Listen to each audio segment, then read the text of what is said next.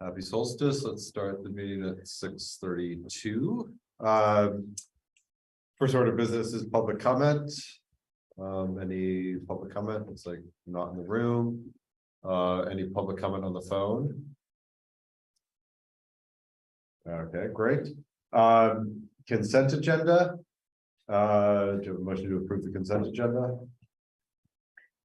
I move to approve the consent agenda with the exception of the authorization to enter into contract with Engineering Ventures. I just have a couple questions. Okay, so you want to pull that? Yep. All right, do you have a second? Second.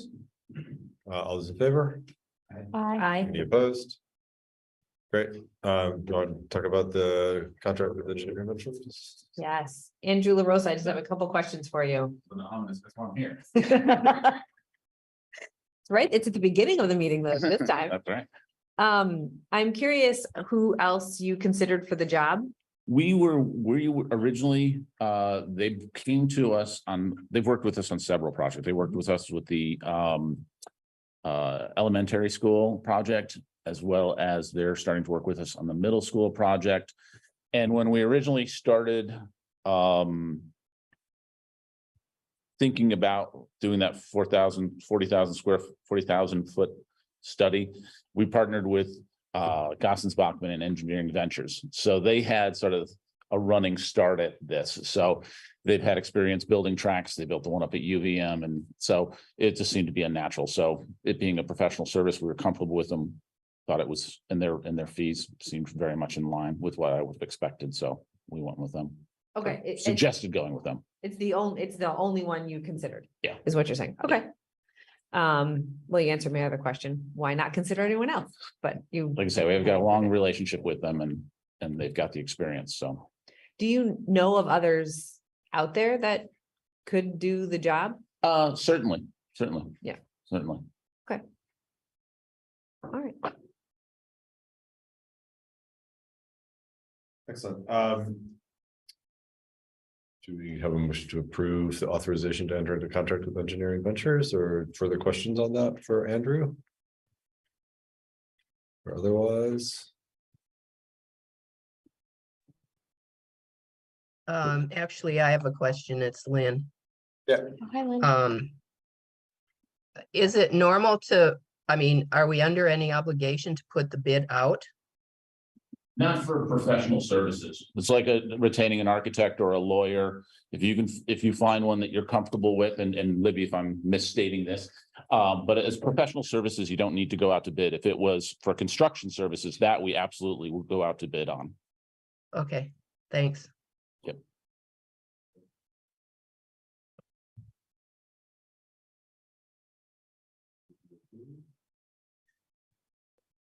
I move that we authorize the district to enter into a contract with Engineering Ventures. Have a second? Second. All those in favor? Aye. Any opposed? Great, thanks. And now on to Jody. Hey, great, thanks for coming. And did you get it, Libby, or do you need me? Yeah, and you let me share the screen.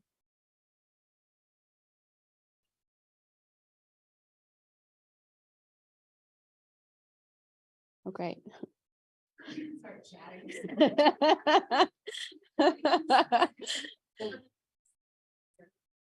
Yeah, thank you for having me. And I'm hopeful that you all received a postcard in the mail. My household got 5, so hopefully you didn't get that many. I'm not sure why that happened, but we're trying to get some information out, and it's really important for all of the voters across the 18 towns that we serve as a career center to get the information about our budget and to know where to find stuff and navigate to. So hopefully you got that. Soon you'll see the presentation that has current students in it from this year, a few photos, not quite as many as the governance one, just because we have so many pieces of information that we couldn't stand against the photos and still see the photos. So unfortunate, but hopefully you can access our website at any time. You can see some of the newsletters we're sending out and see all the great stuff that's going on. Today, for example, today was our Friday, so I'm in my Friday gear. And we had the culinary class had a burger challenge. And Rich McJeffrey from Cornerstone came in and helped judge that. And the winning burger is going to be featured next week on the Wednesday night burger night. So if you don't have another board meeting that night, that would be a great time to go get your $5 burger or maybe check out that culinary students. Yes. Yep. Yeah. And Wednesday's always $5 burger night. They don't pay me, but maybe they will if I keep advertising for them.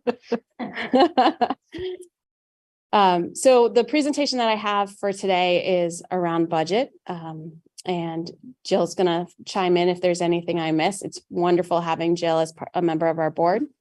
I'll just stick with you until I'm just checking to see if I can share it when I can share it. Oh, I'll put it that's up, fine. But I wanted to have it, so you had something to look at. And you may or may not know that Jill is our chair. So she's been doing a wonderful job with that. And I really appreciate working with her. So I know you are all lucky to work with her as well. Thank you, Jill.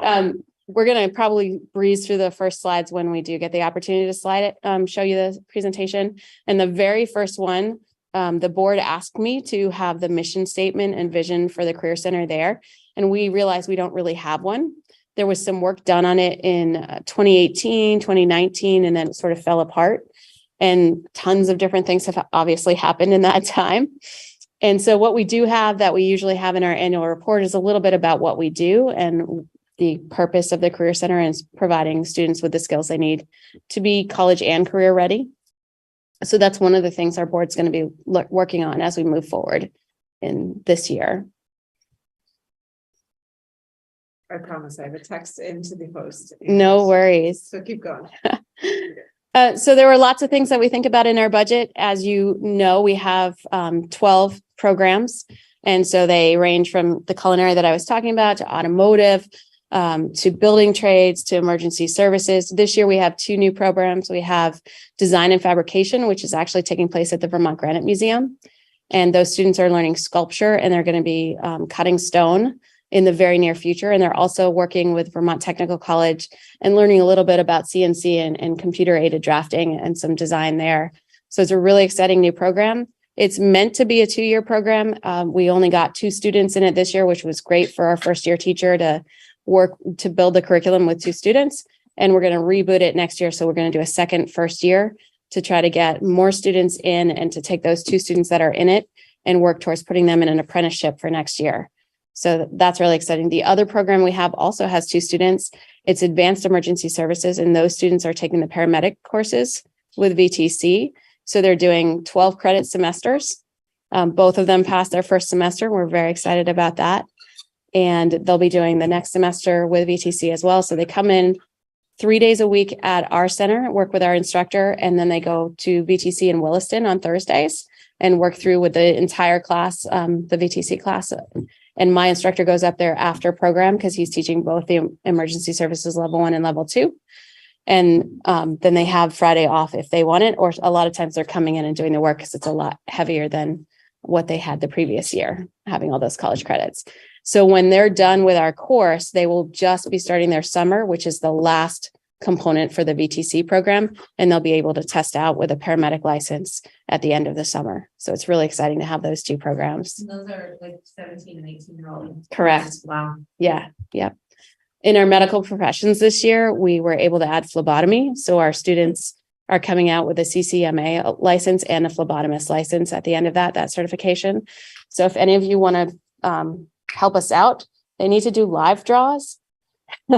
30 of them. So if anyone wants to come in and have a student practice the live draw on you, we are starting those next month, and I can share with Libby the sign up sheet. And we can get some of you in. That would be great. So there's just lots of exciting things happening. And so those things that we're adding on and trying to build our programs, make them more rigorous, give kids a little closer to an associate's degree before they leave us, or that industry certification that they get. For instance, our plumbing program this year, we lost our instructor early in the year, resigned, and I taught it not very well for about 3 weeks until we were able to find a company that worked with us. So Vermont Heating and Ventilation has partnered with us, and they've sent the master plumber to work with us 2 days a week. He's in with the students, and then he collaborates with our permanent sub, who now has an emergency license. And they are collaborating to teach that. And starting January 23rd, he'll be in there 3 days a week, working with that instructor and with our kids. And we think they're still going to be ready for that apprenticeship level 1 exam. And it's really exciting partnership. And I can see that moving forward too, which opens some other avenues for future programs. So now we have the presentation available for you to look at as well. So when we're thinking about budget, we're thinking about the resources that we need. As you know, our resources are sometimes very different from what you might need here at Montpelier High School, for example, and Jason knows this well, of course. So our building trades, the stuff that they're building with costs more money, what our electrical class is using costs more money, everything. Any of us going to the grocery store costs more money. So all of those things have gone up. We're looking at how we get qualified staff. We're looking at improving access for our students. We are taking 2 more classrooms next year for a couple of reasons. One, to expand that medical professions class from 10 to 12. And to also allow us to provide a full day opportunity with academics, should we be able to move forward with that. And in the meantime, we're looking at what other potential facilities could we use. We've done some research and we know that if we could open a welding program, we would be able to fill it really quickly. And we need the space to do that. That doesn't exist in our current facility. So looking at opportunities for other facilities and programming is ahead of us and things that we need to think about. You can go ahead, Libby. So thinking about all the things that affect our budget, some of them affect yours as well. So you're already pretty well aware of this. Our class sizes have been fairly level. They've been growing. We just closed our first round applications for next year. And we had in the first round 193 completed applications, 313 total started applications. That's more than all of our applications last year in all 3 rounds. And this is just the first round. So we are looking to how can we meet the needs of students and industry across our region. We're trying to maximize the space that we have in our current center, which is located at Spalding High School. And we're looking to develop a full day model to better support our students and also think about how we might use those spaces in multiple ways. Right now, we have a program that's in there and that's it. We can't do multiple programs in there, but if we expand our day, there is a potential that we might be able to use those spaces more than once and therefore fill a program like auto where we get 60 or 70 applicants. We can only put 16 students in there with 1 teacher based on the state rules. And so we either need to add staff to get a few more in or maybe use it twice a day. So we're looking at those opportunities. We know that the anticipated state funding that comes directly to us from the state, that base amount has gone up. And we also know that insurance as 12.6% is, I'm sure that's what you're getting projected as well. That's what we're all getting. Our liability insurance, which is also a little different than yours, is going up as well. And supply costs. And as I think, yes, you're in a negotiations time, so are we. So those are sort of unpredictable what those changes will be, but they're going to be going up. Go ahead. So we anticipate there's going to be some sort of salary increase. We know that the health insurance is going up. We know we're going to need 2 teachers, 1 for that second emergency services program because we have enough applicants to fill it. So we can't have the same instructor doing both programs. And 1 potentially to support the academics. We already have a literacy interventionist and a STEM coordinator that can support that work as well. There's basically the resources pieces for the supply budgets.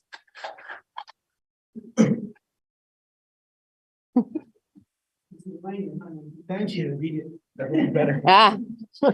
And most of you probably know, and maybe don't know, but funding for CTE is rather confusing. And I think I'm starting to get an understanding of it. And I probably will understand it just in time for it to change, because that's one of the Act 127 potentials is the changing of funding for CTE.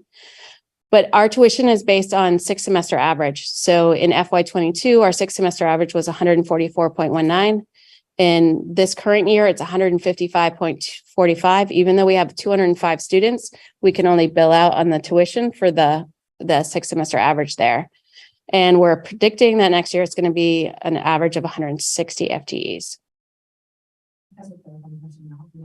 Go I ahead. did. So if you have 205 enrolled students now, this is just because you had fewer students enrolled in the past. Over the past six semesters. So Correct. enrollment is growing. Yeah. But what you can bill isn't matching it yet. Right. And it Okay. probably never will. It could go either way. Sure. And what I understand is that the 6 semester average is meant to make it so that you can predict this for when you're budgeting of it's not going to be 50 kids are going this year and next year only 20 or whatever the interest might be, but that it's a little more level and it's gradual.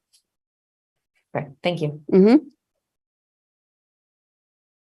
So this is a look at the counts that we had, the FTE counts, the head counts. This is not a 6 semester average FTE. This is our actuals. And so if you see in automotive, I just said that you can only have 16 and you see there's 18 there. That's because 2 of them were out on co-op. So they're technically counted as automotive, but they're not in the automotive program. They're out working in an industry like 802 Honda or 802 Subaru, which was where the 2 were last year. The other thing in the head count, you'll notice there's some differences. For instance, cosmetology 2, there was 2 more in FY22, 4 more this year. Those are adult students, so they are billed differently. So sometimes that comes into play as well. We can charge up to 40% of our tuition for adult students. What you see in that projected, the 223 total, we can do more than that with the co-ops numbers, but we don't have that prediction in there. Sorry. Yes. Where they're The not. work-based learning Okay. experience where they can get paid. This is this current year tuition rates across most of the centers, not all of them, just to see where we fall. Another board asked that I come back with where we're going to fall next year. I don't know anyone else's anticipated tuition yet, so I can't provide you with that tonight, but when I do have that, I will forward that to everyone.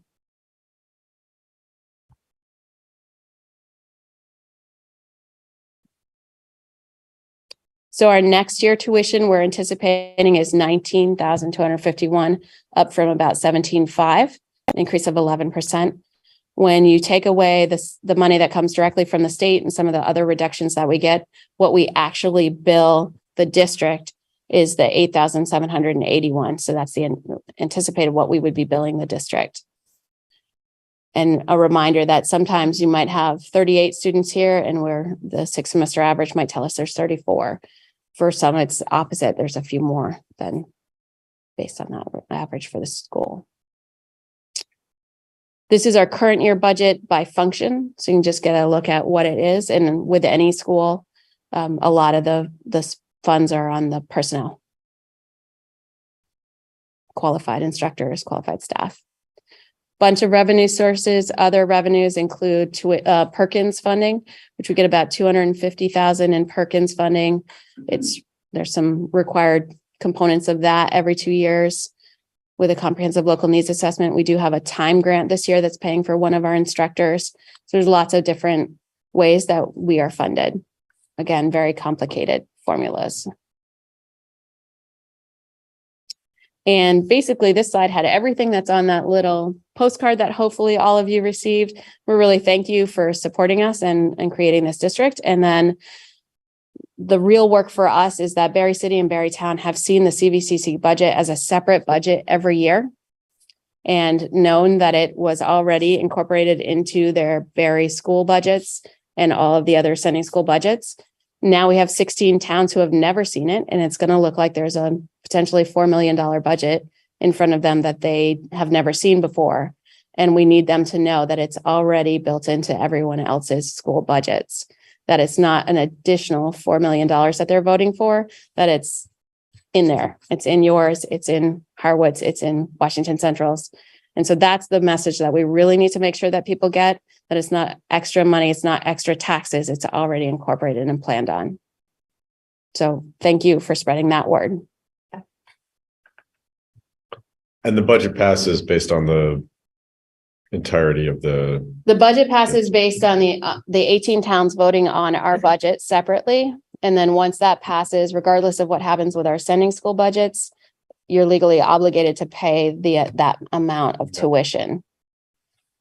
So we need it to pass to be able to charge tuition, or we need to refigure our budget and also figure out why it might not pass. And I think the number one reason right now is that people haven't seen it before and they don't know what it means. Do you need every single 8 of those 18 towns to vote yes? No, we need a majority. We're majority. commingling Yeah. ballots, so Okay. we won't know who votes yes and who votes no, God, which is intentional. We're all in this together. certainly. Great. Yeah. So I think last year you saying that, the center was going to possibly look at some like expansion of the facility and the building. It sounds like you're having a pretty notable period of growth and that.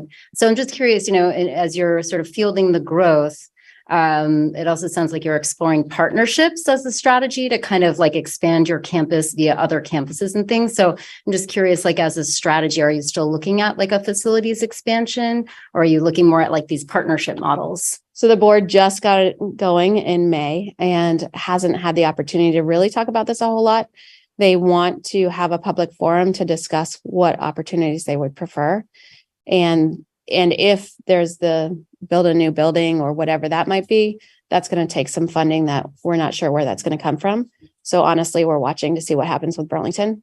And where does that funding come from and how does that work out? And is there a way that we can work on that? In the interim, we're going to look at where can we expand. We know we can't expand on our current campus, but there are buildings that are empty nearby. So are there ways to make use of those and to partner with industry to put forth the things that students need and our industry partners are asking for? Thank you. Yeah, it was set to be on the January agenda for our board. We're going to be voting for the budget then and a bunch of other things. So I think it's going to get pushed to February to start talking about that. So the public forum will be after that at some point. Yeah. Similarly, one of the things that the last time you were here really stood out to me was that you had to turn away half of the kids who applied largely because of space. Are you still finding that you have to? So that the cap was 223, right? Not counting co-op, and co-op students have to have been in a program with us before we can put them out on co-op, and it has to relate to their program. So imagine maybe we have 245 seats at this point, counting co-op. We have 293 applicants first round. Just in the first round, you have 2 more rounds to go. So you're probably going to be turning away 2/3. Yeah. Not half. Okay. Yeah. The need is really there. The need and the interest. Mhm. Yeah. It's Lynn. Do you have any data on employment for students after they finish at the vote program? Do they, how many kids get jobs in the field that they studied? And Yeah, we're required to pull information, and the state helps a little bit with that to get where are they in 6 months. Getting the information beyond that is very difficult for us because mostly we have parent information. We don't always get the information to where the kids are. And so that's something that I also had a question about when I visited the Twin Field Board last week. And we're looking at ways to partner with the state to track down our kids further out and figure out how much further can we look. We would like to see 3 to 5 year data. Right now, we've tried to collect that, and we don't have enough to really tell you how well they're doing. We can tell you which kids are still locally working in the industry, but anyone who's gone beyond our region, we've lost touch with, and how to get that information. That's a really good question. And do you know what it is 6 months out? Like what percentage of students are placed? It's been really high across most of our programs in that 6 month range. When we get to 2 years out, it's not quite as high. So they're not necessarily staying in those, but it ranges from, I think the lowest amount was 50% in one of the programs, and the highest was 100% in one of the programs. And I can probably send that data to Libby, and that way she can share it with you. Great, thanks a lot. Yeah. Other questions?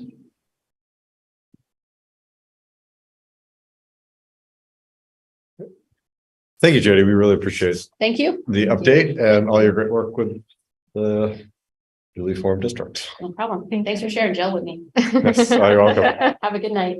Good night. Good night, Jordan. Now on to budget presentation 2.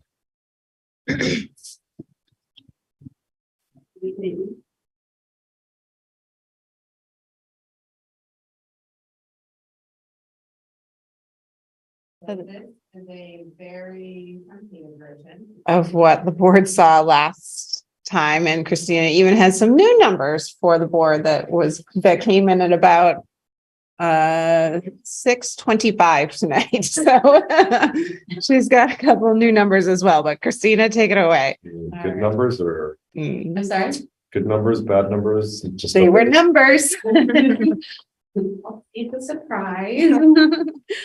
All right, so Our outfits today. However, we've been together for a large majority of the day, and it's been interesting.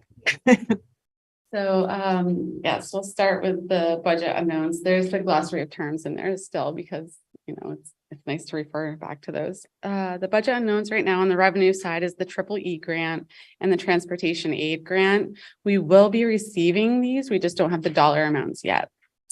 On the expense side, the budget unknowns is the Career Center 6 semester average. So that number hasn't been released to us, and we're still in contract negotiations. So we're making some assumptions there. In our last meeting, Mia Had worked to articulate a question to me, and we met. Some more specific. We met Looking for after more, she had yeah. a chance to think about it a little bit more. Yep. And correct me if I'm wrong, but the question was around our continuous improvement plan and what kind of budgetary or resources we've put towards the 2 goals that were presented and approved by the board at the beginning of the year. So just as a recap, one of those goals that's in our CIP is by June of 2024. So keep that date in mind. We will decrease our total percentage of chronically absent students from 32.3% to 20% or less. This latest bout with RSV and the flu is not helping our chronic absenteeism numbers, particularly at UES and MSMS. However, Mia also asked that we put past budgetary items or past resources into this list. So it may be some review for the board, but also important to know. In FY22, we added Nick Connor, who's our community liaison. He works incredibly closely with our families whose children are struggling to come to school on a daily basis, or students or families who are just simply struggling. He works very closely with them. He's worth his weight in gold. So he was at an FY22 through a grant, and then I believe the next year we moved him into local funds. Yes. We have 5 full-time social workers on staff currently. 2 of them work in our Rise, Shine, and Thrive programs through at UES, MSMS, and MHS, which are programs that are more therapeutic in nature. So 2 social workers, sorry. One is shared between Main Street Middle School and UES, and one is just here at MHS. And those have been newly added positions in the last year or so. And then we have 3 full-time social workers that have been in our budget for quite some time before my time as superintendent. This year in the budget, it's such a small budget item that we didn't mention it in our last presentation, but through Nick Connor's efforts, we're suggesting a partnership with AmeriCorps. And so that's within this budget. It's approximately $10,000 to $12,000, which is why it didn't reach the kind of presentation level for you, but it is to help this goal specifically. And what will happen is with this money giving to AmeriCorps, I believe we would it sounds weird, but 2 AmeriCorps members, who are usually young adults, will come and work closely with Nick, who I can't imagine a better mentor for young adults than Nick Connor. And they will be working to mentor with students who are falling in this chronic absenteeism place for things other than sickness, like that we know are sick. They'll be working on that student to community connections, and they'll be working directly with Nick, as I said before. And that's suggested for this next budget that's never been in the budget before. We've transitioned through Nick's work to a different type of truancy model. Of course, we still have to follow state regulations around truancy, and when we report that, that's mandatory. But we're working really hard through Nick's effort to get in touch with families prior to those letters so that they have a relationship with the person at the school in a different sort of way. Nick phrases this as moving from a punishment, wagging your fingers, to curiosity as to what's going on. And so that we can help people bridge the gap between what's happening in their home lives and why they're not coming to school, because we know that's really important. We have data dashboards, so our chronic absenteeism is tracked. Was writing a grant just today and needed to know the number, and I shot an email off to Nick. He was able to tell me in about 2 minutes now. So for the current state in a school. So our data dashboards are really helping with that understanding. Our principals are looking at that data with their SEL teams and Nick Connor. And we're reallocating just recently at the high school. We have a resignation or a retirement here at the high school for an IA. And we're going to reallocate that instructional assistant position. So they're more of relationship building attendance for the kids who like to hide in the high school. So they leave class to go to the bathroom and never come back, that kid, which we do have some, and there's some hiding spaces here at MHS. So we're reallocating that position so that there's somebody out on the lookout and saying, hey, what's going on? And let me walk you back to class and that kind of thing. Unlike most high schools, we don't currently have somebody directly at the front door because of the way our front office is set up. So kids are in and out of our building quite a lot. And some of them, it's because of privileges, and that's the way it's supposed to be for high school, because they're supposed to have more privileges and that sort. And some just leave, right? So that person kind of would be stationed there as well. So we're reallocating some resources to get at this chronic absenteeism piece at the high school in particular. Our other goal by June 2024 will decrease the total number of students needing tier 3 supports to no more than 5% of each school's total student population. Just a reminder that tier 3 supports is not special education. It is for kids who are missing universal skills. And the most layman's way to put that out to folks is if you think of like 2 years behind in a priority standard that we've named. So I was a second grade teacher, so I always use second grade examples. In second grade reading, one thing that second graders work on is decoding multisyllabic words. So they wouldn't be receiving tier 3 services of kids struggling with that skill, but they would receive tier 3 services if, for instance, they don't have all their short vowel sounds, because that's a kindergarten skill. So we have a focus on intentional student engagement in first instruction so that kids are engaged with the work and may not miss ideas. We're working intentionally with our leadership team on that this year using some strategies from Marzano research. We do instructional rounds monthly with our leadership team and coaches, where we're in each building each month as a team, go in. We have some common learning done by our teacher leadership and the coaches. And we go in to see what we see in the classroom. Then we come back and talk about what kind of engagement strategies we see or don't see, so that we can think about what are our teachers doing really well and what do they need some support on. And that's in a budget presentation, because that's, of course, time. Time is a big time resource, especially for our instructional leaders. We've worked very hard to have a clearly defined tiers of instruction, priority standards, universal skills, proficiency indicators. That is all done through Mike Berry's work with our curriculum teams, which of course they get paid MOUs through an MOU. They get paid stipends to do that work. That's additional to the job. So we have teacher leadership teams who do that work, go back to their colleagues, get feedback on the work, and then bring it back to the team for revision. We're in a really good spot for that.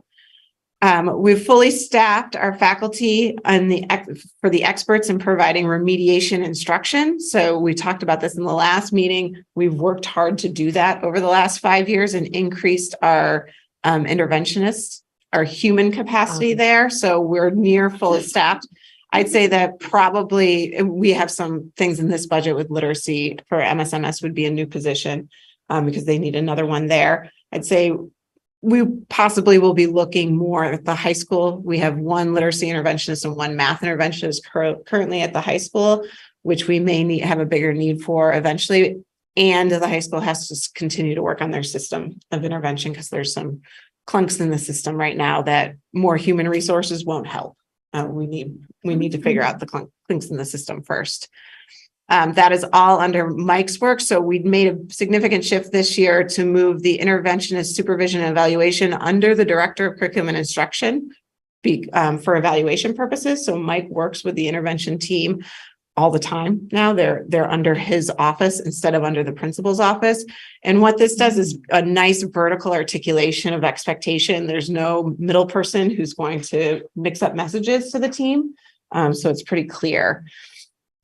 We've added, of course, the director of social emotional learning and wellness that was added last year through our ESSER funding. Because of the way our budget was shaking out with some of the dollar yield and things like that. I know I said I didn't want to add FTE for the second round for the board. We did actually move this position into the local budget for the budget that we're presenting to you tonight. We knew we wanted to do it. It seemed like a good time to do it. So we have moved what the budget you'll see tonight does have the director of social emotional learning and wellness in the local funds and out of the ESSER funds, since that funding source is going away. We've got 2 full-time SEL interventionists adding in FY 23-24. They're currently in the IDEA B grant, which is the special education grant. We had money in there to spend because of lack of hiring in some areas. So the carry forward from previous years, we had the money to do it this year. So it's up on School Spring. So if anybody wants to be an SEL interventionist with Montpelier-Roxbury, they can come do it now. This will be one for UES and one for MSMS. But we haven't been able to hire those positions yet. Those 2 positions would be working directly with students who have social emotional learning goals in an IEP. So that's why it's in the IDEA B grant. And then in this budget, we've suggested purchasing Panorama, which is a data warehouse that can house a lot of pieces. Helpful? Thank you very much. I just have a quick question. What are like the requirements or the certifications of an SEL interventionist? I imagine that's kind of a new-ish It is position. completely a new-ish component. And I believe the requirements are that you have a knack and skill for working with kids who have that need, who know how to teach executive functioning skills, how to break skills down, that kind of thing. And generally, I will tell you quite honestly, because this is a new need for schools in the long history of schooling, there isn't a licensure category for it. There isn't, so we would make it work with the licensure category that the person had and do a lot of training. Yeah, but it's not one that's going to have that licensure category. We hope to find somebody who's got a lot of training, a lot of experience. Oftentimes other schools who are doing this right now are getting people from the mental health field who may have been behavior interventionists with Green Mountain or something like that in the past and have a teaching license. So that's where we're looking for. We just haven't found anybody yet. The ESSER funding for the social emotional administrator position was going to last for the next budget plus one more. Or no? Was it No, just one more? just one more. So what sort of happens if it's no longer being? Yeah, good question. So what we've been told by the Agency of Education is because that money was targeted towards social emotional learning, to keep that money dedicated to that bucket or that theme. And so one of the things that we need to do, quite honestly, is build our capacity in collaborative problem solving with kids who are truly having a hard time learning SEL skills. So under Jess Murray, our director of social emotional learning, she's putting together right now a suggested course of study with Think Kids, which is out of a mental health hospital in Boston. It's based on Ross Green's work. If you know this stuff, I'm looking at Kristen because you probably have heard that name before, but it's about lagging skills and how do you identify the lagging skills and how do you work with kids and families to build those skills. It's a very positive approach to behavior rather than reactionary and disciplinarian. It's more of it's just like a kid who's struggling in reading. They have a skill they haven't learned yet, and we need to figure out what that skill is and how to teach it. And so it's through Think Kids. I may have You linked to something. In my superintendent report. Yeah. So we're going to focus a lot of that money. It's not cheap. And we have a large team that need to be trained. So it would be all of our social emotional learning interventionists when we hire them. It would be all our Rise, Shine, and Thrive employees, including our instructional assistants. We are our assistant principals. Our principals need training in it. So it's a large group of people who would be trained. So it's a good chunk of change. And then once they're trained, can they continue to utilize those skills, or is there ongoing? There's ongoing, a big chunk of change in the suggestion that Jess is putting together is coaching through Think Kids. So there'd be two people who come and coach the teams. Tuition sort of. Yeah. Yearly. fee. Yeah. Yep. So it's like the training, the upfront training. And then there's coaching for the next couple of years. And we're trying to get them to charge us up front so we can put it in ESSER, put yearly things in ESSER. Should we let Christina go? And then, okay, great. All right, so the changes since the last time I met with you, under expenses, as Libby just mentioned, we reclassified the social emotional director to local funds from the ARP ESSER money because that is going to sunset. We added back in the 4 permanent substitutes. We also added some one-time expenses to the high school, the middle school, and to the facilities. The state factors that have changed since I last met with you. The first draft of equalized pupils was distributed. Currently, Montpelier-Roxbury decreased by 10.9. This number is likely to change, and it did about 45 minutes ago. So that's what I did a draft just an hour ago anticipating changes. So we'll get to that. And also the CLA, we have some information on the CLA that has changed. So the tax rates with this current budget, with all those changes, the education spending is up 6.51%, and the education spending per pupil is up 7.45%. We received the first draft of equalized pupils. I'll talk about that in a little bit. The property dollar yield is still set. They haven't changed that. That'll probably change by May. The CLA for Montpelier decreased by 6% and increased in Roxbury by 3.5%. So with these current assumptions, the tax rate would decrease by 0.12 for Montpelier, so that's less than 1 cent, and decrease by 10.92% for Roxbury, which is about 15 cents. The next slide shows that impact on the property values based on $100,000, $200,000, $300,000 property value on your tax bill. So in Montpelier, $100,000 property value, your tax bill would decrease by $2, $4, and $6. In Roxbury, it'd be $157, $314, $472. And the next slide, maybe I should jump into the change.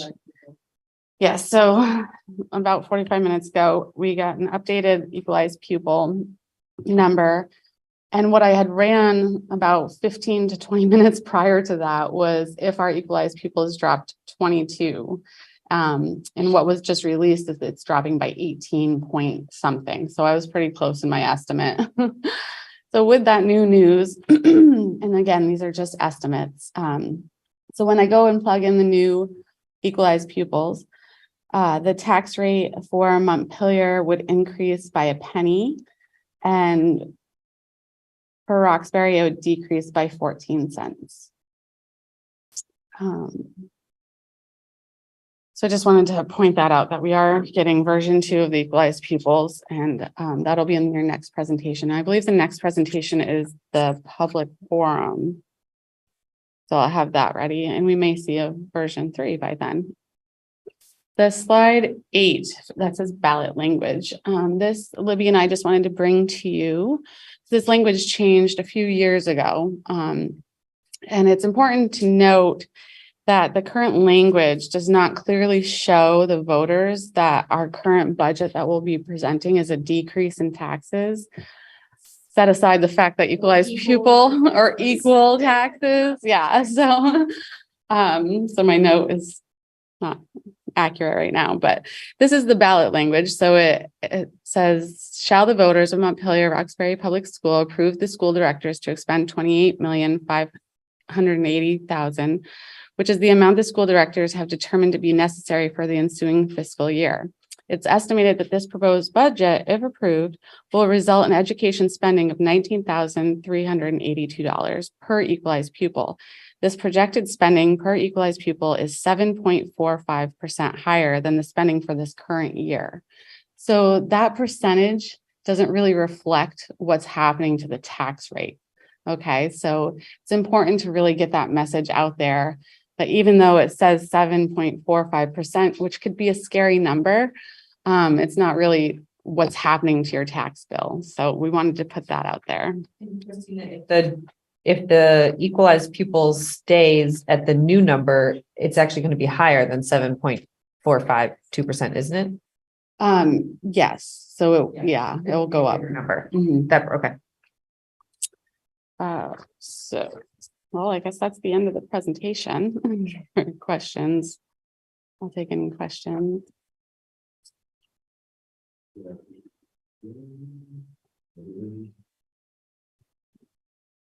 This is the language that it has to be. Yeah, statute, yeah. Yeah. Fortunately, it's in statute. Yeah, it's just that we have to put a real communication push out. Yeah. Once the board says, yes, this is the budget we want to go with, or no, tell us. But we have to put a real communication push out, I think, to say, yeah, the spending per pupil is increasing and your taxes are not. Yeah. And just for context, I mean, we've been in this boat before, like and unfortunately the numbers don't make intuitive sense and the language is not helpful, but yeah, I mean, I think putting together some fact sheets, getting some op-eds out there, explaining this, using social media as a tool to make sure that people know that when they see 7 little over 0.45, that is not the taxes. That is not the impact on the taxes. And I think if we do some education, most people will get that. Yeah, and it's where, combined with what we heard from CVCC as well, with different language for the tech center. Yeah. Like both of those things may be scary to voters, right? Yeah. The way it's presented, if you just walk into the ballot box without any context, the way it's presented can be incredibly misleading in terms of how it's going to impact your pocket. I can tell you, my professional organization, Gadsbo, they did a survey and asked all of us business managers how detrimental this language is to our budgets passing or failing. And it was, I think, just about 80% said it's very detrimental to getting budgets, or getting the information out there correctly. So they are looking at, possibly advocating for change in this area.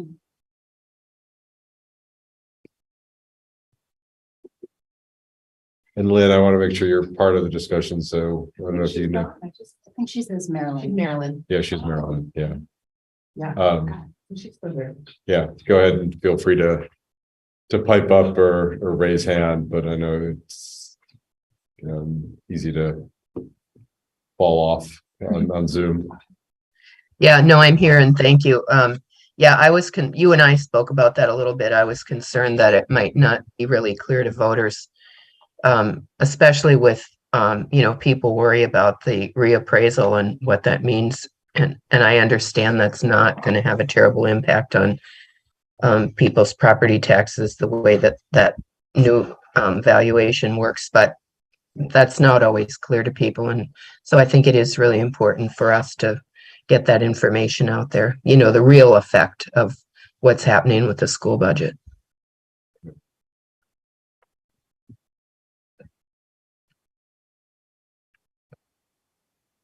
Oh, I have one more question. Libby, do you have is there some kind of printout that shows the line item change amounts? Like I know you added in staff and you maybe added in some more facility. Is there some way, and it may have been in The changes for updated, this, the changes for this second round, you mean, Lynn? Yeah.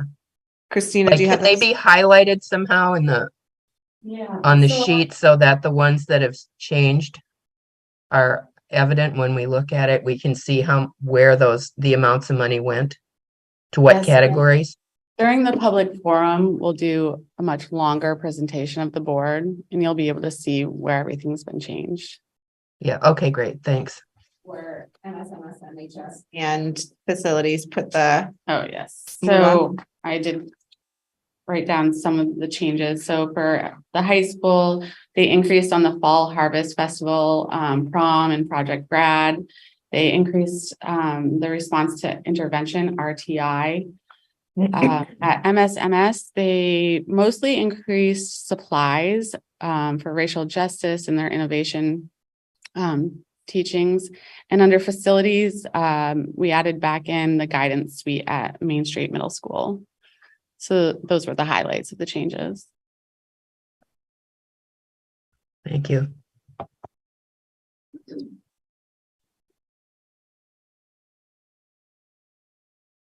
I just wanted to add a little bit of the context for why I was asking about the what's now slide 4 in the presentation, which is that the continuous improvement plan is what the board approved in, I think it was June, for this year and next. And the way that I think about it is from where I sit as a board member, one of the big questions that I'm asking myself is, are we spending the money to meet the needs that we have? Are we spending enough money to meet the needs that we have? And the CIP is a very good example of Libby and her team looking at the strengths and weaknesses of the district and saying, these are the areas that we need to focus in on. And so I thought the connection of here's the money that we're spending right now to address, to make progress toward these goals was a good way of demonstrating for me to wrap my head around, and then also demonstrate for the community what we are spending to meet some of our biggest needs. So I want us to just add that bit of context for those who are not necessarily showing up at every single board meeting and following the play-by-play. And also that was very helpful. So thanks for digging into that, Libby. Just one clarifying question, I think, on slide 4 is when you say the fully staffed faculty expert, that is, we did add one in interventionist. Is there For this particular budget? Yes. Yes, Yeah. one interventionist has been added to the local budget, Right. literacy at Main Street Middle School. Yep. We have shifted funding sources for other interventionists. Right. Around a bit. Right. Great. Yeah, just we got a question in the chat, and I don't want to exclude members of the public, but just to follow protocol and be fair, our public comment session at regular meetings is where we take comment from non-board members. Otherwise, we don't have questions during the presentation, and we are having another budget presentation where there will be more time for public questions. So I appreciate the interest, but even as an employee of the district, we're not taking questions. So thank you. And you can certainly email your questions to us and to Libby, and we can answer them prior to that or come to the next board meeting. I did have one other follow-up question that wasn't related to the slide 4, but pretty soon we're going to be looking at the policy monitoring report for our special education policy to see that we're not in compliance and that we have an action plan. And so my question is are there any other one-time funds? I know we don't want to put more staffing into this budget, but are there any other one-time funds that would help us with the work to be done to get into compliance?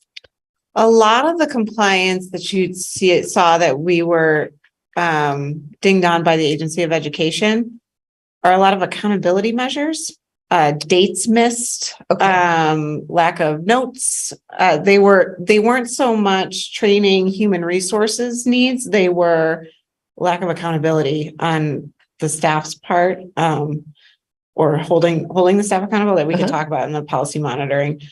So I don't believe there's any need for any financial resources to be put there right now. There needs to be leadership and oversight put there right now. Gotcha. Okay. Thank you. A question I know Emma had, and I'm guessing the answer is no. There was some fund balance money put in to the general budget. Is that still all in there and in the same Yes. amount? Okay. And I think Emma, I'm speaking from an email, is questioning whether all or any of that should be in there. Well, if the board wants to take that out, it will increase the tax rate. And if you want to increase the amount of fund balance, it will decrease or fund use from the fund balance, it would decrease. Yeah, which yeah. Yeah, that would be the board's prerogative. prerogative on what they want to do there. So just to put that in, make sure I understand what you just said, in our budget presentation, 2 weeks ago, what we saw was a planned transfer of $400,000 from the fund balance into the general fund to cover general fund costs. Yep. And Emma's asking, is that still the plan? And you're saying yes. It is, the budget you saw tonight still That is still includes that $400,000 from the fund balance. Rather than keeping it in savings, essentially. Right. Exactly. And the effect of changing that, especially since we've added some things in, would be making it from right now, it looks like it's going to be essentially a flat or relatively flat in terms of for Montpelier and a tax decrease for Roxbury to an increase for Montpelier and Probably a continued decrease. probably a smaller decrease for Roxbury. And what does that leave us in the fund balance then if you take out the 400,000? I think we're still well over the 2% required. Oh, yeah. We're over 2 million. Yeah. Okay. But I did want to raise that on behalf of Emma. Christina's good. You got the number? Exactly what's in there.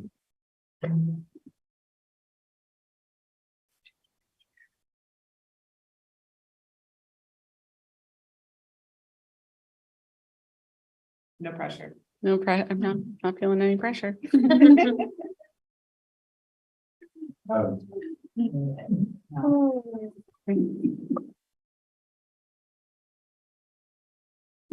Other questions or things we'd like to see whenever we come together next, January something?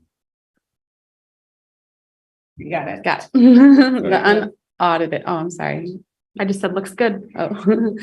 The unaudited fund balance as of 6/30/22 is $3,894,000. So that's before we take that 400,000 out for this upcoming budget.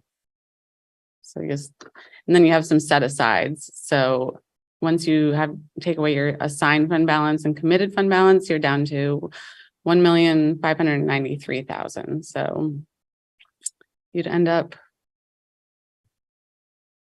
with $1,193,000. Right. It's a little high with my 2 million. No. That is helpful. Those are big numbers to hold in my head. Can you remind me what our policy says we must have in the fund balance? Please, Christina. 2% total budget. 2%, which is around 500,000. Is that right?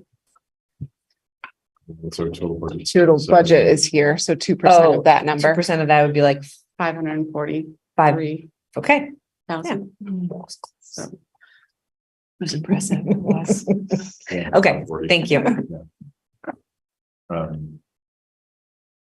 Yeah, so we definitely are not in policy violation territory.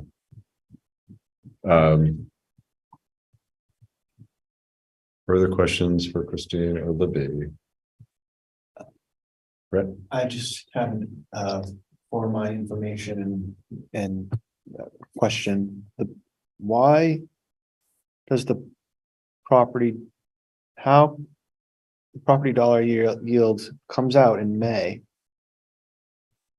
Why doesn't that have an what is the, what could be the influence? Why doesn't that have an influence on the budget that's voted on in March? Don't understand that. That's We've gotten the projection. And the projection could change slightly, typically does slightly. And then it comes out in May because the legislator, it has to be voted on by the legislative body. And that's when they vote on it. So it's pretty close. It's Yeah. a very slight difference from the projection. Sort of. Yeah, but I mean, even the budget that's approved in March by the voters, the numbers can change after that, depending on what the legislature does.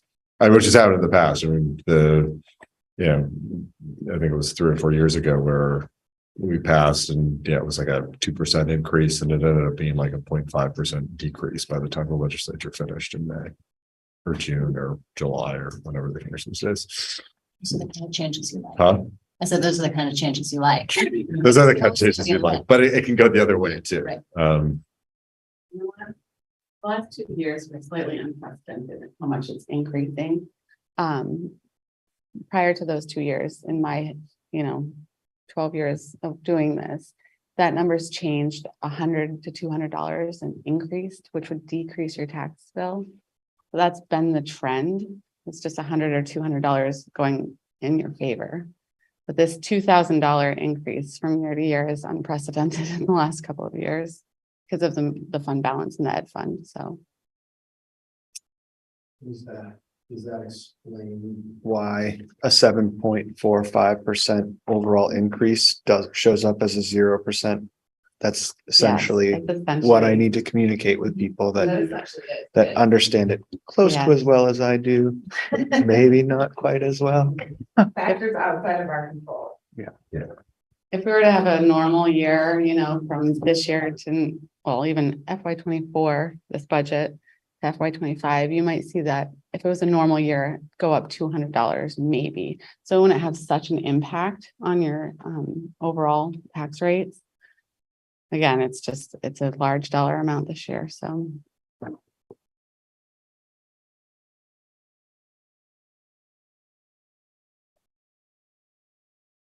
I think we're done. No, this is great and excited to visit it back in January, but yeah, great job putting this together. It's very well explained and Yeah, thank you for page 4. yeah, that was very helpful. Thank you. Okay, thanks. Thanks, Christine. Happy It's- holidays. Look, I will probably not. Yeah, good points. Festive. Yeah, it's I'm surprised AG and Red are matching today.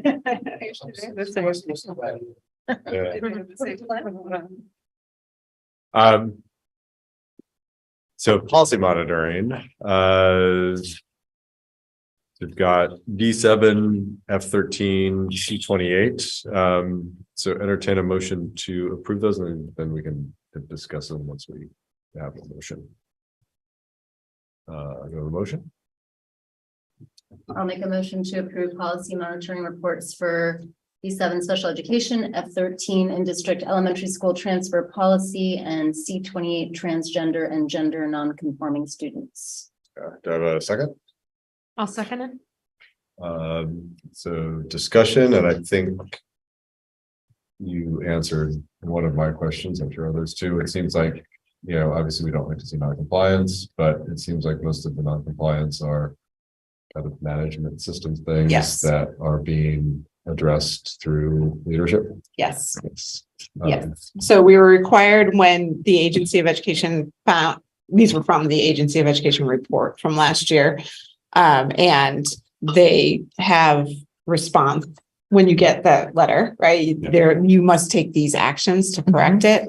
And so Peggy Sue has been working on that. I asked her today that as of this moment, would we be in compliance with all of these measures? And she said, yes, we would be in compliance with all these measures, but I didn't think that would be an accurate representation of this policy to monitor without letting the board know of what we were cued into in the beginning of the year. Peggy Sue is excellent in this kind of thing. She's a veteran special education director. And so she has been on it. and has recognized that there's a lot of systems and accountability that have fallen by the wayside over the last couple of years through COVID. So she is on it and states that we are in compliance as of today. And I wanted to be fair in our representation of where we were.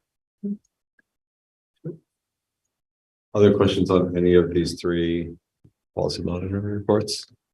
I have a question, it's Lynn again, about the special ed report. There were, I don't remember, 7, 8, 9 different items listed. Was that one problem per item, or were there several per item of issues of non-compliance? I can't answer that for all of the things listed, Lynn, because I'm not sure.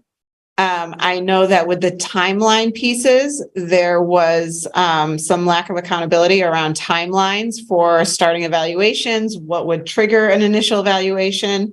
And that has been fixed, but I could probably state pretty honestly that there were multiple pieces of evidence that initial evaluations weren't started in the timeline necessary, or that there was a sufficient response time to initial evaluation requests. Peggy Sue did some training around just these areas. It was actually our classroom teachers that were having difficulty here and not recognizing their role in this process, that when a parent says to them, I'd like a special education evaluation, that's not a conversation with them. That's an immediate email to the director of special education to start that process. And so we've provided some clarity to our general education teachers, because that's typically where that request goes to. Right. So she's on top of it. She's much more on special education, general education. She's meeting with our principals weekly. It's a much different scenario than it has been in the past 2 years in special education right now under Peggy Sue's leadership. Yeah, I can understand though with COVID how things could really become more complicated. And many years ago, I did actually do monitoring for the Department of Ed for special education compliance. And Wow. I can tell you that no school ever got a report that was 100% clean. It's kind of an impossible task. There's so many moving parts, but I'm glad that, you're on it. Thank you. Yeah. Awesome. Does the audit occur annually, or is audit the right word, or the review? Does AOE? There's two different, there's monitoring and there's audit, right? The audit is the big one where there can be findings and some very negative consequences. The monitoring is, I'm monitoring your practices right now and your policies and your procedures and all of that kind of thing. And we're going to make suggestions. I'm not sure what these came through, monitoring or audit. And I'm not positive if it happens yearly. My hunch would be it hasn't, because I haven't seen this type of documentation. Or it hasn't in the past 2.5 years anyway, which has been fluky. So it's not normal. And this is the AOE,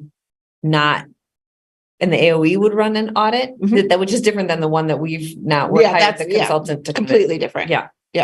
Okay. The agency of education, as Lynn just said, is like rules and compliance. Yeah. IDEA rules and compliance, where there are specific dates that things you only have 15 days after this, and you need to have evidence that you've done what you need to do in those 15 days, that kind of thing. Okay. That's what they're looking at.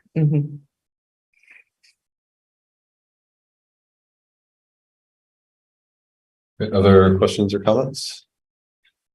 No. All those in favor of approving the 3 policy monitoring reports, G7, F13, and C28? Aye. Aye. Any opposed? Great, thanks. So now we have second policy readings for the policy committee, which is A20 through A24, plus a third reading of F2, but let's start with A20 through A24. The policy committee made some changes, I think, to address concerns that came up largely at the first reading, which was back in November. Those were redlined in the links. I don't. The attachment, yeah, the attachment. The attachments were, yeah, the attachments, I just noticed that today, the attachments did not have the red lines. All the red lines are in the ink or in the You probably lose links. them in the PDF. That's what happens. No, they didn't come through the PDF. No, you Yeah. probably lose them in the Yeah. PDF, yeah. So given that, it sounds like a few people were confused, we could.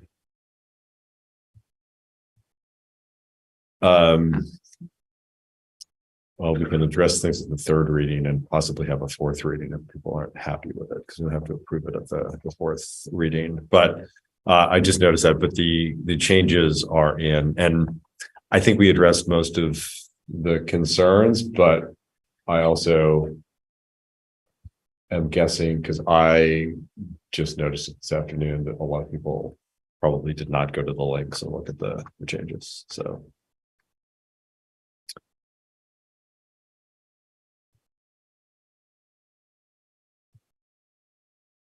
So if people did and have comments, otherwise we'll do a third reading with the idea that we may have a fourth reading if we still feel edits are needed. Oh, you're saying if we pull up the agenda and And click click on the the agenda link? and link on it. Got I think it. what happens is when Uh-huh. Anna converted those to PDFs. Yep. All the Yeah. changes were lost. Yep. But if you pull those up, you can see the changes marked.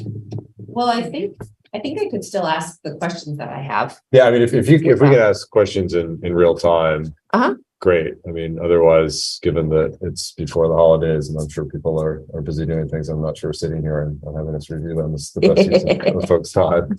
But yeah, if you've got some immediate questions that you can pull up, we can definitely address those or at least have them. So at the last meeting, Libby raised the point that on A20, there's language about the board will regular meetings to be held at least twice per month, and suggested to change that to on average twice per month.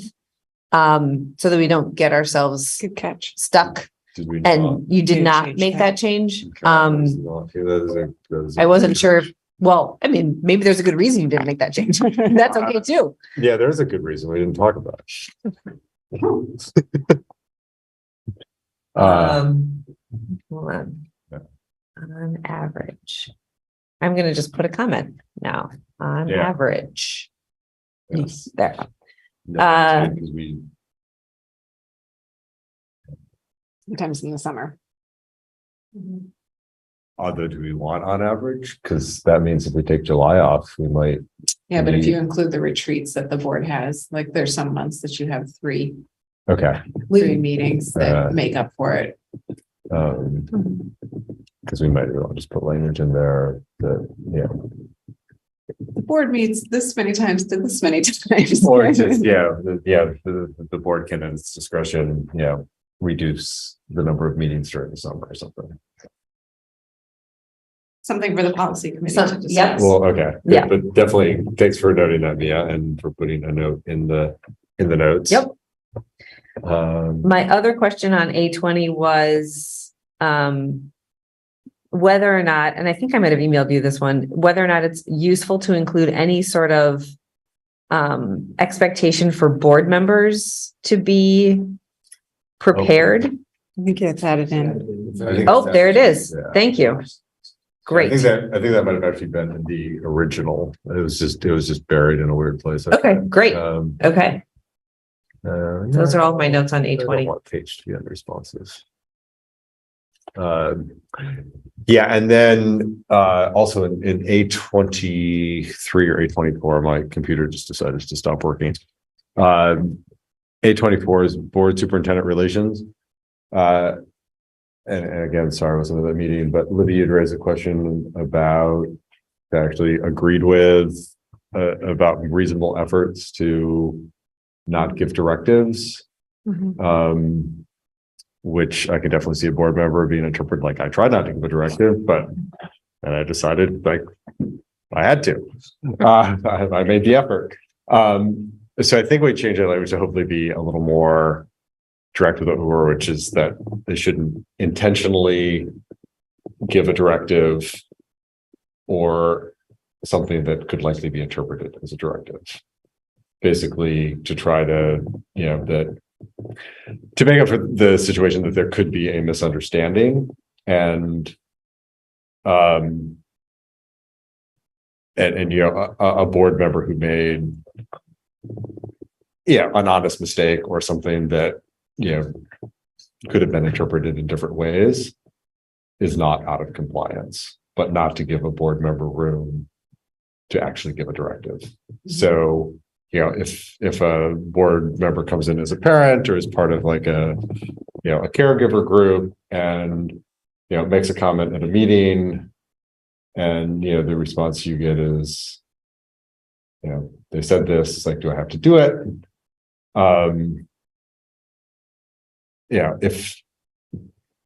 If one, that wasn't the intent of the board member, and two, it's not the type of thing where it's pretty obvious that it would be taken that way, it's not out of compliance.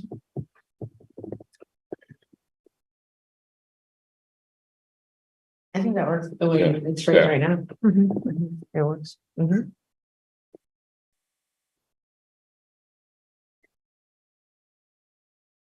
I think all the other things were relatively minor, but yeah, but take a look through. Thanks for raising that, Mia.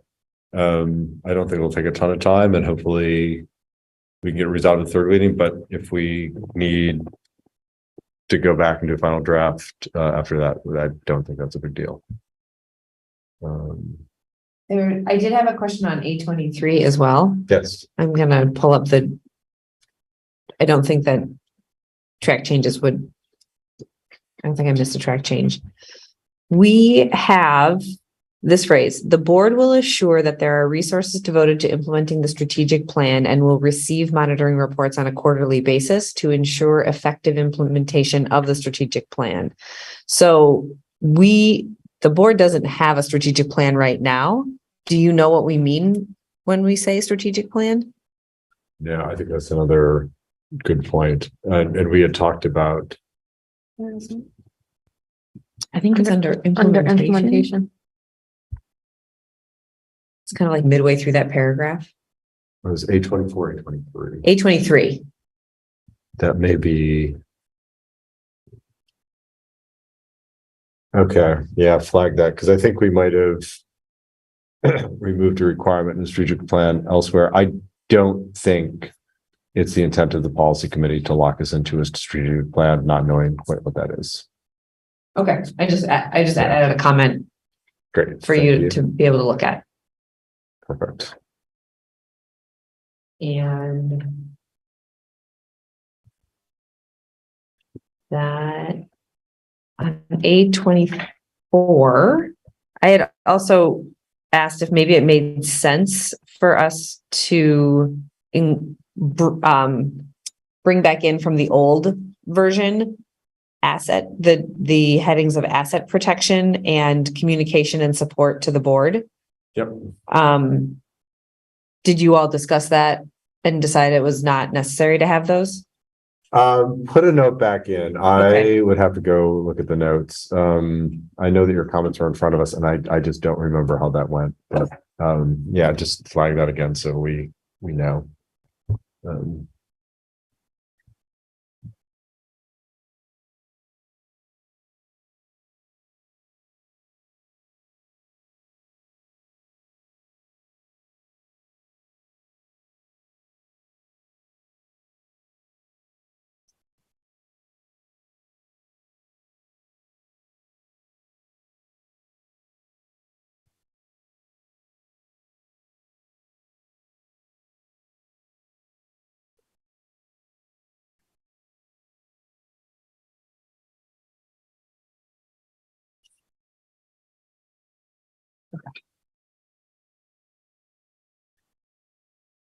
Great, thanks, Mia. Any other comments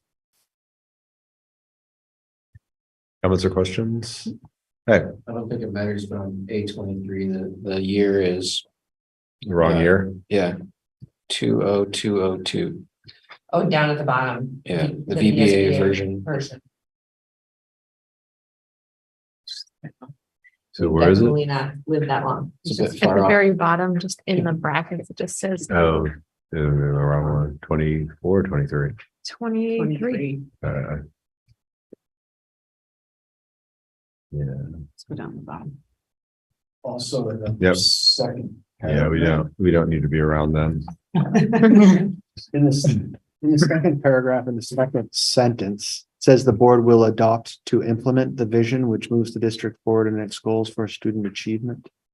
That's probably where it used to say a strategic plan. Yeah, that's missing something. Oh, yeah. Where is that again? Second paragraph, second sentence. Oh, Dr. Lowell's. It's in here in You gotta see the track changes. Yeah. I can't see. Yeah, so I think, okay, so I think we took out strategic plan there and replaced it with goals and. Oh, yeah, and then just change it down there. And then just change it down there. Let's say 24. Page 23, right? These get passed on to NNI to make for the board packet. They can't be in track changes, like just make the changes in the document. You can fold them or underline them or something like that so that they transfer into a PDF. Yeah. Okay. Because on this document, I can't see the track changes and it sounds like Rhett can't either. Oh, even on the Google Doc? Yeah, that's and then interesting. the other piece is we've been asked not to use Google Docs in this way too. So I think, Yeah. so I just want to make sure that it's We can use Google Docs this way. in this way. Yeah. Yeah, because we're in a public forum this way, Yeah. but I can't see what you're looking at. Okay. Does that Yeah. make sense? Yeah. Neither can two board members. So Yeah. I think instead of using the track changes, just write it directly into the document. All right, perfect. And just for anyone out there, like all of these changes were made in At the live time at the policy, yeah, policy during committee. So policy. yeah, we Yeah, are not, during the we are not policy. noodling on Right. this document. I don't know why. Good time reading.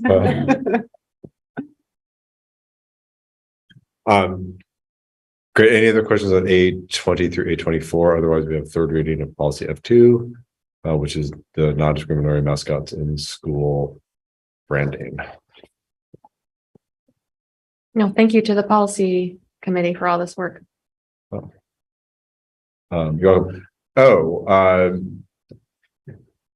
It's not on the agenda. We have to put on the next agenda. Lynn has kindly agreed to step into Amanda's post on the negotiation and equity committee, so we can formally make this appointment. Next time, I think just given that she's new, she's thinking 2 committee assignments to start might be better than 3, which leaves an opening on the policy committee. I know, Rhett, you've expressed at least in the past, maybe Yeah, before you I had mean, time to think I better. see that some of those meetings are like the middle of the workday. That's Yeah. really hard. We won't be able to move those to later in the day. I see that there's one coming up at 3 o'clock. I mean, I do really, was thinking about this yesterday, like, oh, I really want to participate and contribute, but I'm frightened that it'll be hard. Not that I don't want to do hard things, but I don't want to not be able to follow through. Yeah.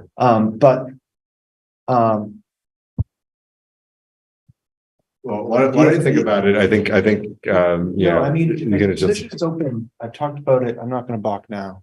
But Yeah. hopefully, when we make our plans and we Yeah. find times, I'll be part of that discussion and that'll make it more accessible. okay, great. Yeah, and if anybody else is interested in being on the policy, we've had 4 in the past, but it would be, yeah, just given that it affects policy, it might be good to have a member of Roxbury on as well. So, yeah, so let's formalize those when we get back in January. And just kind of make a note to put that on the agenda. That'd be great. Sorry for the little detour from third reading of policy F2 or new policy F2. Any comments or questions on that? Okay, great. So that will move to being a consent agenda approval item next time. The 23, I couldn't see any changes, but if as a member of the public, 24, I can see changes. I can see track changes and comments. But you couldn't on 23 in the link? Yeah. Could not. Yeah. Huh, interesting. Okay.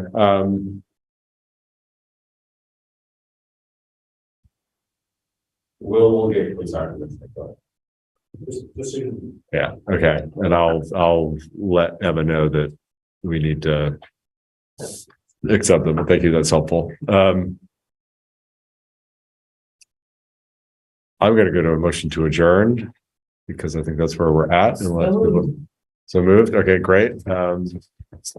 Enjoy the holidays and the well-deserved break, everyone. Thank you again to Living and her team for putting together a great budget and getting us in good shape. And thank you to everyone in the district for a wonderful year so far. I know that after a couple of tough ones, I know there's a lot of challenges this year, but I think we're all happy to be in a slightly more normal place. At least moving there and building and hopefully getting back to where we all want to be, which is focusing on making this the best district for our kids. And thank you, got it. Lynn. Yes, and thank you, Lynn. Yes, first board Thank meeting. you. And maybe you can make the second on adjourn, since we've called you out because we have a motion. I'll second. Great. All those in favor? Aye. Aye. Great.